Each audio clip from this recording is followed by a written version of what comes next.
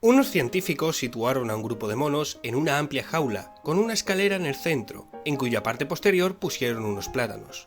Los monos podían acercarse libremente a los plátanos, pero en el momento que los tocaban, les disparaban con un chorro de agua fría. Pronto los monos ni se atrevían a acercarse a la escalera. Tras un tiempo, sustituyeron a uno de los monos por otro nuevo, y este, al ver los plátanos, quiso ir a por ellos. ¿Qué pasó? El resto de los monos se lo impidieron a golpes. No tardó mucho el mono nuevo en aprender la lección. Poco después, sustituyeron a otro mono veterano por otro nuevo, y la historia se volvió a repetir.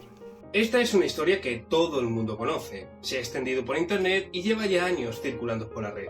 De hecho, la versión entera la podéis tener en la descripción del vídeo, o al menos una de sus versiones. Es un experimento que nos habla de la rigidez de las ideas y de lo irracionales que pueden llegar a ser algunos esquemas sin fundamento. Además, casi siempre va acompañada de la frase célebre de Einstein: triste época la nuestra, es más fácil desintegrar un átomo que un prejuicio. Como yo siempre digo, Albert Einstein tiene que estar metido en todo este tipo de fregados. Una historia maravillosa, con una gran moraleja que sacar, pero es falsa. Resulta que no hay ningún registro sobre este experimento. De hecho, las únicas referencias son la replicación de la misma historia una y otra vez en decenas de blogs y perfiles. Vamos, lo que viene siendo un copy-paste de toda la vida. Pero la referencia real del experimento no se encuentra por ningún lado. Al parecer, el autor de esta historia fue el experto en creatividad Michael Michalko, que lo publicó hace algunos años en su blog personal, y lo publicó como si fuera el resumen de un experimento real, lo que provocó cierto debate entre diferentes expertos. Michalko dijo que se basó en las investigaciones que realizó Gordon Stephenson en 1967 en su trabajo llamado Adquisición cultural de una respuesta específica aprendida entre monos rhesus. Y sí, las condiciones de este experimento son bastante similares a la historia original, pero el procedimiento de Stephenson era más complejo. Sin embargo, el psicólogo social Bennett Jeff Gallet seguía poniendo en duda que la historia estuviese solamente relacionada con este único experimento. De hecho, concluyó que este relato era una mezcla entre los trabajos de Stephenson y los de Wolfgang Kohler, que, como podemos ver en estas imágenes, experimentaba con chimpancés para ver si eran capaces de usar herramientas sencillas para alcanzar unos plátanos, y no había agua fría de por medio. En definitiva, la historia no pertenece a un experimento real, es más bien una fábula basada en diferentes investigaciones.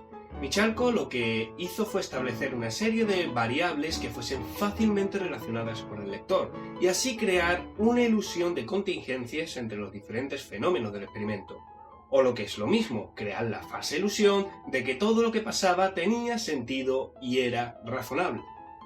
La configuración de esta historia me recuerda mucho a otra muy parecida. En un templo budista, un maestro meditaba pacíficamente mientras que un gato callejero no paraba de merodear alrededor. Cansado de tal molestia, el maestro cogió al gato y lo ató a una columna del templo. El resto de los súbditos vieron esta acción y la tomaron como un gesto espiritual.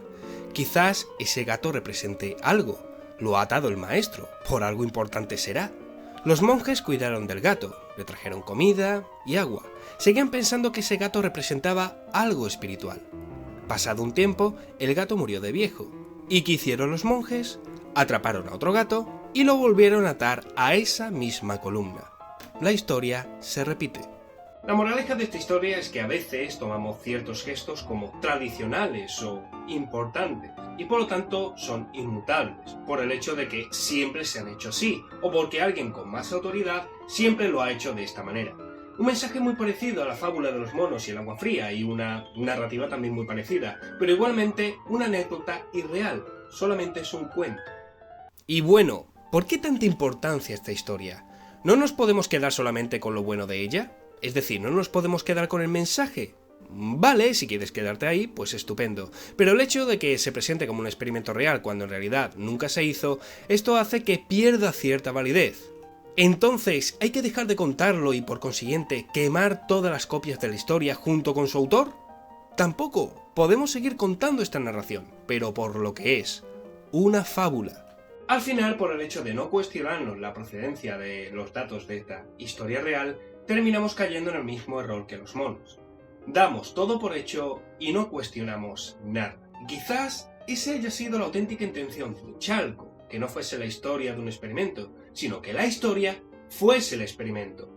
No sé si con ello habrá conseguido espabilar la creatividad de mucha gente, pero ha demostrado que nos encanta el contenido de copy-paste. Fácil. Por supuesto, en la descripción del vídeo tenéis links interesantes, como por ejemplo el del blog que me hizo seguir la pista de esta historia, La piedra de Sísifo. ¿Y tú? ¿Llegaste a creerte esta historia? ¿La llegaste a difundir como si fuera ciencia cierta? ¿Te tomaste una ducha fría mientras veías este vídeo? Comenta qué opinas sobre este tema y si te ha gustado no olvides compartirlo con todos tus amigos. Sígueme en mis redes sociales y suscríbete para ver más trabajos como este. Y ya puestos a repasar falsos mitos, veamos si realmente existen mensajes subliminales en la música. Gracias por vuestra atención y nos veremos en el siguiente tema.